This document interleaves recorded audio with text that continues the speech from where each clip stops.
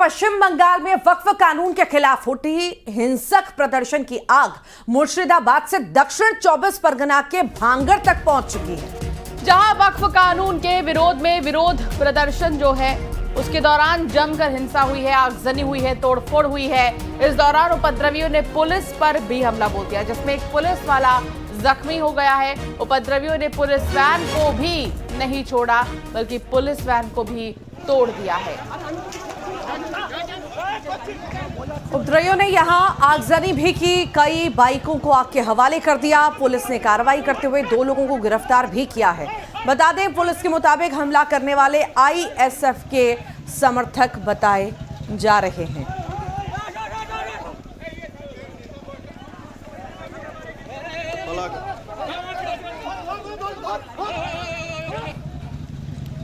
तो ये हिंसक प्रदर्शन की तस्वीरें आप देख रहे हैं, दक्षिण 24 परगना की बंगाल की तस्वीरें, जहां पर गाड़ियों में आग लगा दी गई है और सब कुछ तहस नहस करने को सड़कों पर ये लोग आ चुके हैं। और लगातार ये दौर चल रहा है जब लोग हिंसक प्रदर्शन कर रहे हैं, गाड़ियों को आग के हवाले कर रहे हैं, लोगों को नुकसान पहुंचा रहे हैं, सामान को नुकसान पहुंचा रहे हैं। दरअसल वक्फ बिल का विरोध अब कहीं ना कहीं बढ़ता दिन ब दिन जा रहा है। बिल्कुल, और ये 3 तस्वीर आपके सामने दिखा रहे हैं वक्फ बिल का विरोध, जहां पर आप देख सकते हैं कि किस तरह तोड़फोड़ का जो सिलसिला है वो देखने को मिला है। पुलिस प्रशासन के लिए चुनौती से कम नहीं है।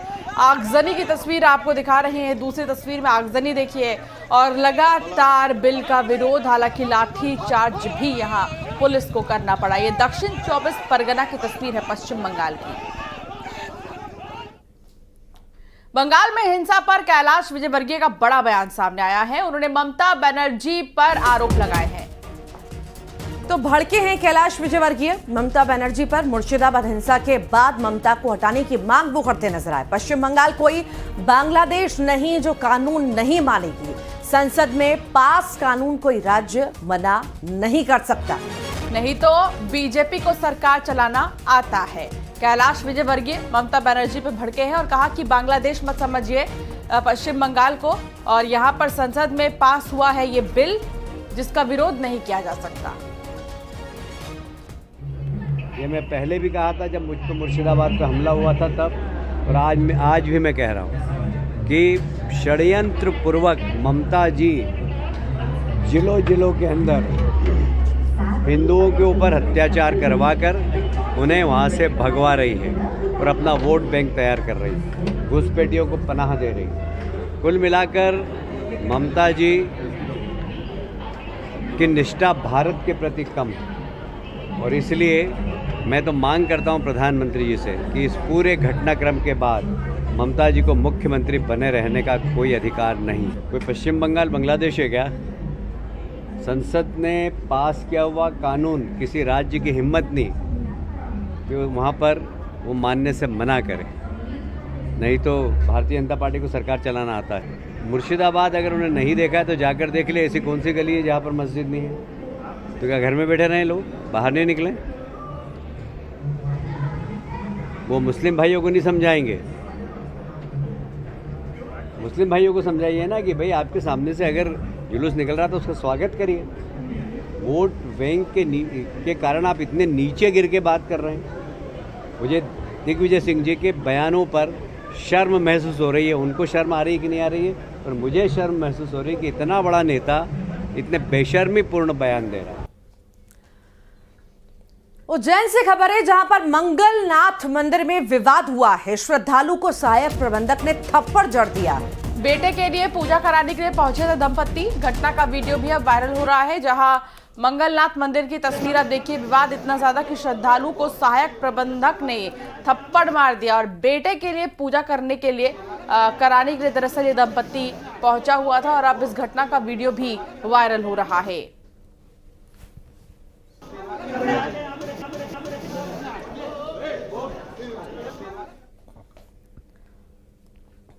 और अब बात होगी पन्ना की, जहां हनुमान जन्मोत्सव पर शोभा यात्रा के दौरान मांस का टुकड़ा मिलने पर मचे बवाल का खुलासा हो गया है।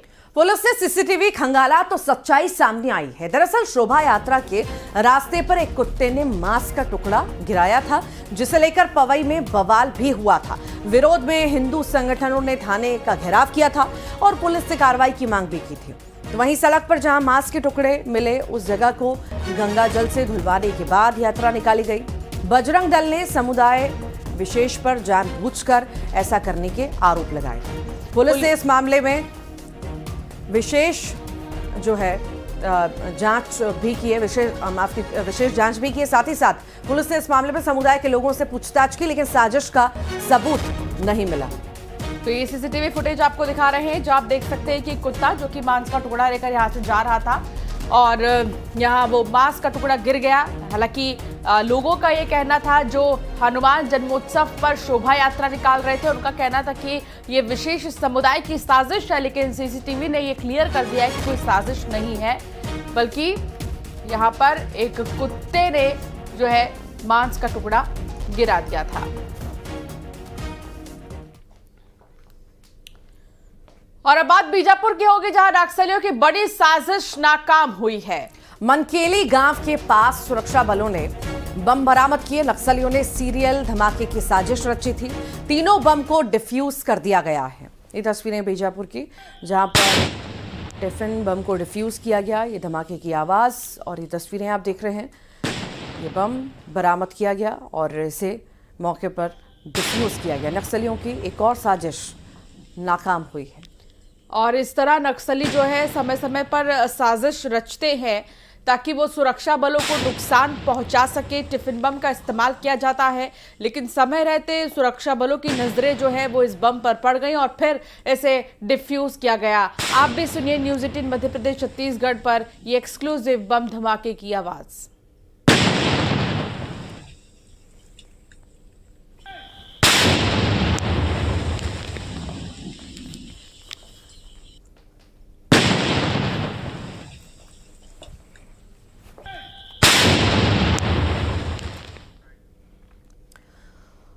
वक्फ संशोधन बिल पास होने के बाद पन्ना में सरकारी जमीन पर बने अवैध मदरसे को प्रशासन ने ढहा दिया है। प्रशासन ने ये कार्रवाई शिकायत मिलने के बाद की है। प्रशासन ने मदरसा संचालकों को निर्माण हटाने के लिए नोटिस जारी किया था, लेकिन निर्माण नहीं हटाने पर प्रशासन ने बुलडोजर से ढहा दिया।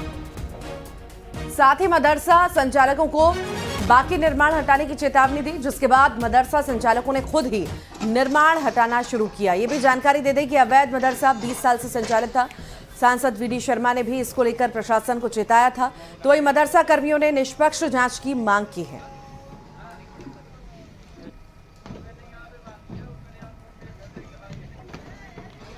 ये मदरसा शासन की जांच के दौरान ये सिद्ध हुआ कि ये शासकीय जमीन पे निर्माणाधीन है, जिसके तहत शासन ने आदेश पारित किया कि इसको गिराया जाए। तो उसके लिए पूरी मुस्लिम समाज पन्ना की बैठक में ये तय हुआ कि हम लोग स्वेच्छा से इस मदरसा को स्वयं गिराएंगे। हाँ, ये भी शासकीय भूमि पे हमारा बीडी कॉलोनी है एक इधर पन्ना में, वहाँ पे शिकायत मिली थी कि किसी व्यक्ति द्वारा शासकीय भूमि पे अवैध रूप से बिल्डिंग बना के फिर उसमें मदरसा संचालन शुरू कर दिया गया है। तो उसकी जांच हुई, उसकी भी, और विधिवत नोटिस आदि देके और ऑर्डर पारित करके बेदखली का उनको समय दिया गया उनको कि स्वतः हटा लें। और फिर कुछ उन्होंने स्वतः हटाया भी था परसों, वो गति नहीं थी, तो वो म्याद समाप्त होने के बाद कल शासन के द्वारा भी उसको अतिक्रमण को हटा